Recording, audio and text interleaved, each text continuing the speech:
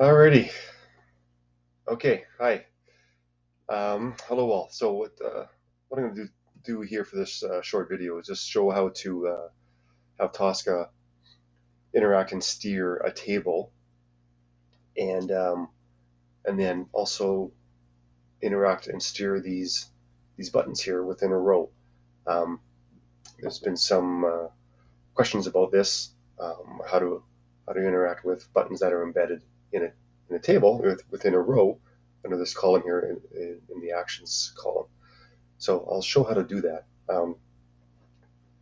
What I need to do first, though, of course, is let's scan the table. Oh, I'm using the this orange HRM demo application. So let's go in and let's scan in the table.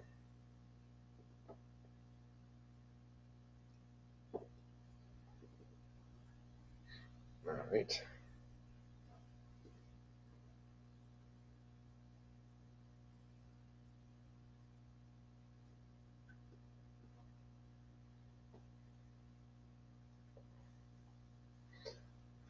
Okay, so I believe there's only one table on this application, well, in this form here. Yes, there is.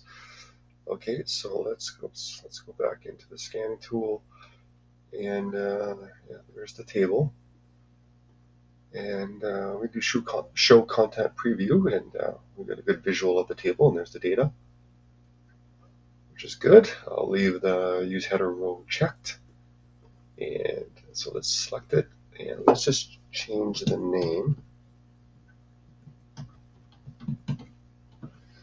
Okay, user min table, and let's just the properties being used. Yeah, let's just select this class name here as well. Okay, okay, that looks good. Everything's unique, and let's close it and save it. I'll bring in those buttons in a sec here after I initially get the table set up and verify it's working. Okay, so let's take it and let's change this to table. Okay. All right, let's drag it over. Let's drop it in our test case. There we go. Okay, so now there's our table. So let's just do a quick test here. Let's see if we can find a record. Let's do Charlie Carter. Okay, so let's just do a simple verify first. So let's just go to username. There's the verify. Let's drop Charlie Carter in there. Okay. Now we have to. So when you use verify, it has to be a specific row. So let's just go into here. How many rows we got here? 1, 2, 3, 4, 5, 6. Okay, let's put this in 6. And it should find it and verify. There it is. Okay. So, yeah, there, it worked okay. Good. And so now this wouldn't be very flexible in a, in dynamic in an actual test case, but I'm just showing how verify works. Constraint would work as well. So here, this will show an example of the difference between verify and constraint. So right now, verify, you have to be specific with the row. With constraint, you don't have to be. So let me just delete all this. It's good to clear it all out and start over again. And so with constraint, so I'll just drop in constraint here. Okay, and then drop in Charlie Carter. So now I'm not going to put any row number here. So constraint will search the table automatically. So Tosca will search the table looking for Charlie Carter. So let's just run that. Let's see what happens. Yeah, and there you go.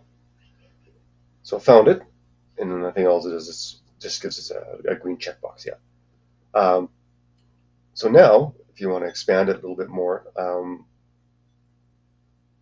what you can do now is use the well, when this constraint works, what happens is Tosca will also returns the row number, and then you can use that row number to interact with other, or interact and steer other controls or rows, what have you, on the table. So, and we'll need that um, within Tosca itself. So, what we can do is let's just change this the username. I had cell selected, but you can see that Tosca was still able to find the data. We'll just be more specific here and use username. And so now what I want to do is interact with these buttons here. So let's go here. What I can do is, so this is the last column. So Tosca has a column name called last. This is Tosca specific.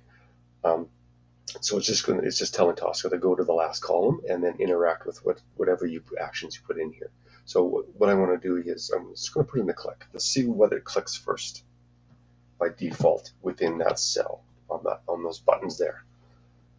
So I've got these buttons here. So let's see what Tosca clicks on.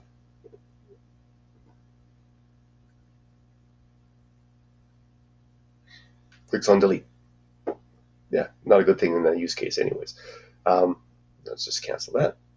Okay, so now we know that Tosca is able to find the row that Charlie Carter is in and then interact with that button. Okay, so what we need to do now is have a little bit more flexible, a little bit more dynamic. So let's bring these buttons in so that I can select either one, the delete or the edit button. So let's go back in. So I have to rescan the table.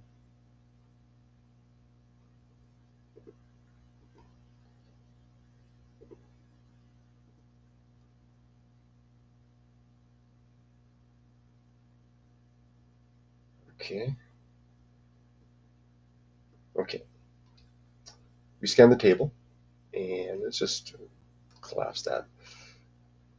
Okay, so now what I need to do is see now that all the web elements controls are not showing up. So I need to slide right, expand that DOM. There we go. Let's expand the user min table. And now what I'm going to do now is let's just find a row that we can use here. Oops. There's lots of items on here, so there. Now we're getting into the data. So there's the icon for a row, that little bar going left to right, and you can just tell that, that's row data. Let me just go into here so you can kind of follow along. So let's just go down. It doesn't matter which one I use because I'm going to be using a specific row, so it doesn't matter which one I select here to get the buttons. So so there's no buttons here. So let's collapse this here a little bit. Oh, there they are down here. Okay, there's the buttons. Let's just do a highlight. Yeah, see, they are being highlighted now. So let's select that. Let's select that, and that's okay that they're not unique right now. We can work on making them unique. So what we can do here, so let's highlight. So this one is the delete button. So let's just change that to delete. And this one, of course, will be the edit button. Let's change that to edit. Okay, so now we got them, but they're not unique, and we'll fix that. So one way we make them unique now. So we want to make them unique within this row and under this column. So the quickest, and it won't be unique just because there's delete, delete, delete, and edit, edit buttons in all these rows here. So that's why they're not being unique, because Tosca sees a lot of other edit and delete buttons within the table. So what we can do though, we want to make it unique specific to this row in this cell. The quickest and easiest way to do that is give them an index. So what we can do is I'm just going to select this index here, 3 and 4. I'm going to be changing the index to 1 and 2, but I'm just doing it so the property is brought in and it's saved, and I can manipulate the indexes once I save the new module. Okay, so we'll take that. So now they're unique, which is good. But let's just close this. Okay. Now let's go back into the table, properties here. Now a couple of things here. They've been saved outside of the rows and the columns. So we need to bring these buttons into the row and under the cell. So Tosca knows that it has to steer them based on the cell that they're embedded under. Okay, so now, and as I mentioned, so the index, so 3 to 4. So what I'll do is I'll just change this to 1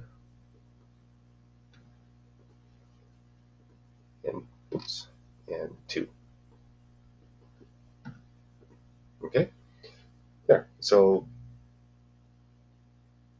they have now been embedded into the cell,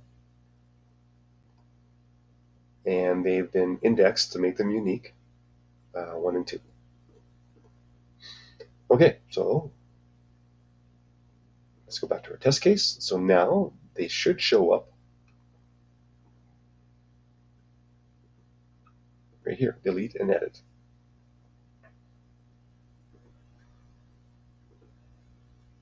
Okay, so now what I need to do is,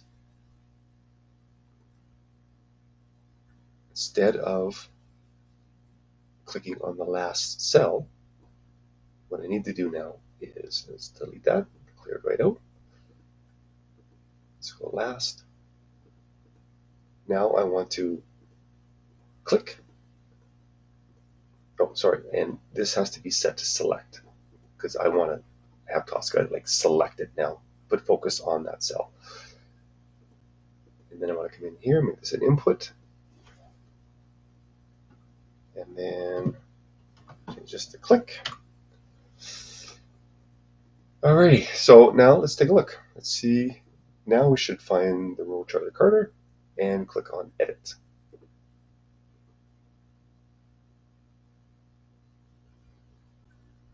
And it didn't like it. Let's take a look here. Well, it didn't fail. Oh, okay. It's telling me to use X. Not a problem. Let's try that.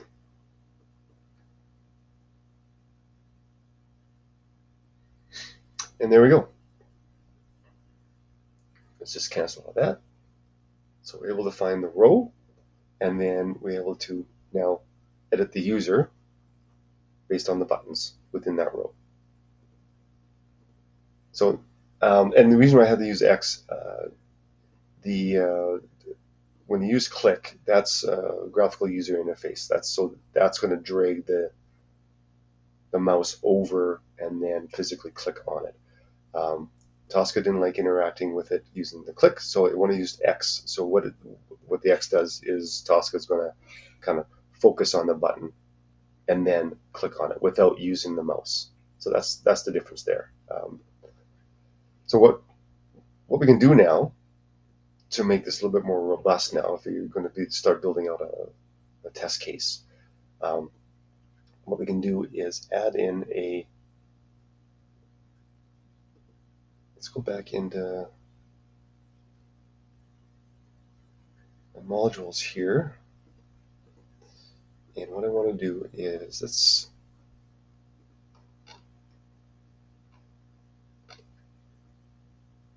I can scan in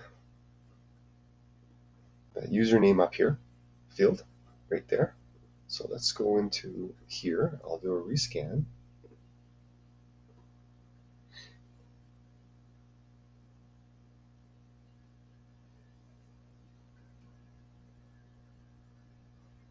Okay, so I'm going to bring in this username up there. Okay, so is that it there? Okay, there it is there. That. I'll just call it input right now, so let's just change it to username.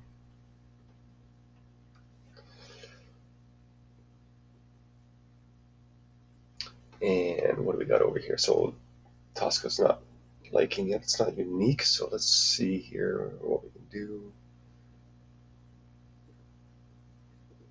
There we go. What else we got here?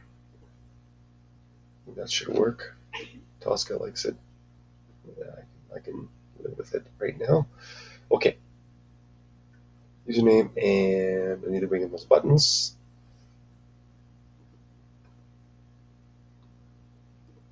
Search.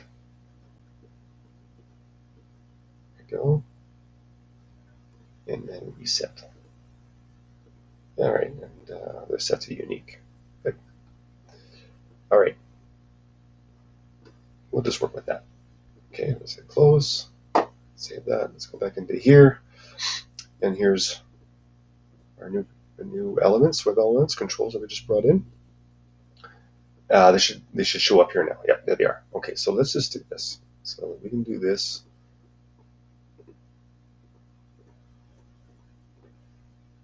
Okay.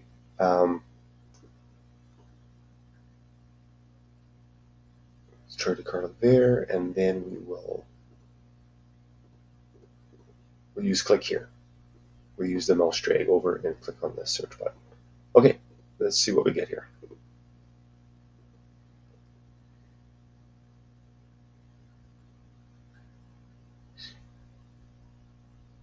Well, that was interesting. Okay, so it didn't work. I don't know if you saw that.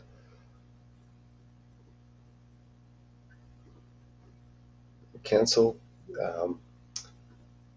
The username, it was put in, but then it blanked itself out. But it still found the data because then it just did a search for all the rows again. Yeah. So what happens is Tosca just kind of does a dump of all the characters into that text box, and the text box didn't like it. So what we can do though is kind of make it user interactive. So we'll use sendkeys in there, and that'll type it in like a user would. So here, there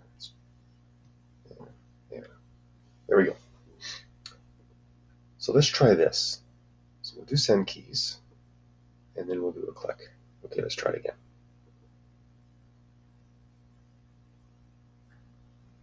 There we go. And there, I found it and selected it. There we go, good. And there we go.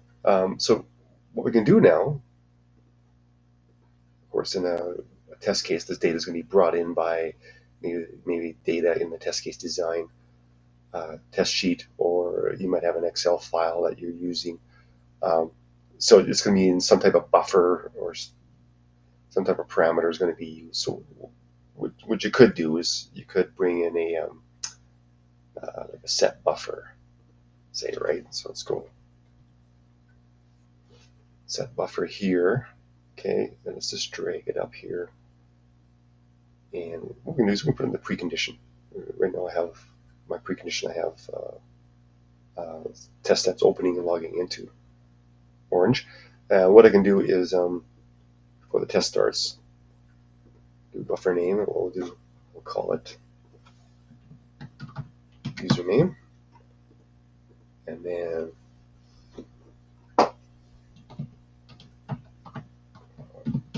set to Charlie Carter. So now what we want to do is use this. So we come into here, and let's change this to B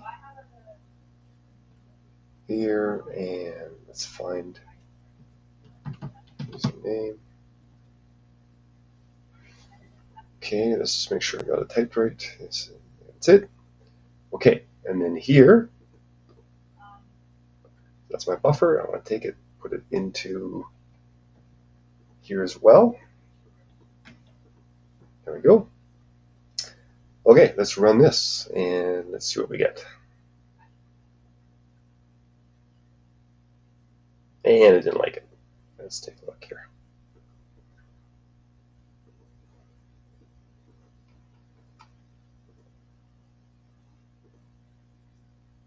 Buffer with username not found. Oh, because I didn't set it. Sorry, my bad. Let's just run this. There we go. Okay, now the buffer's been set, and we can verify that. In here, and let's just go here, and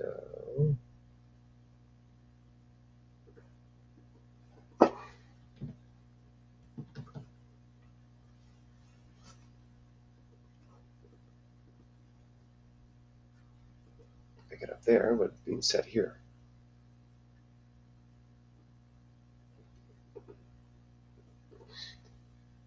Okay, that was interesting. Let me just try this again.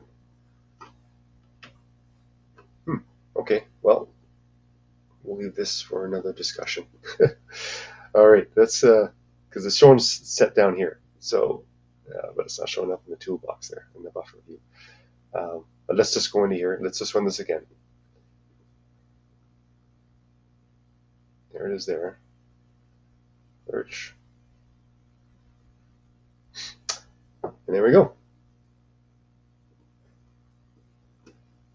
Okay, so that's how we can interact with a table and also interact and steer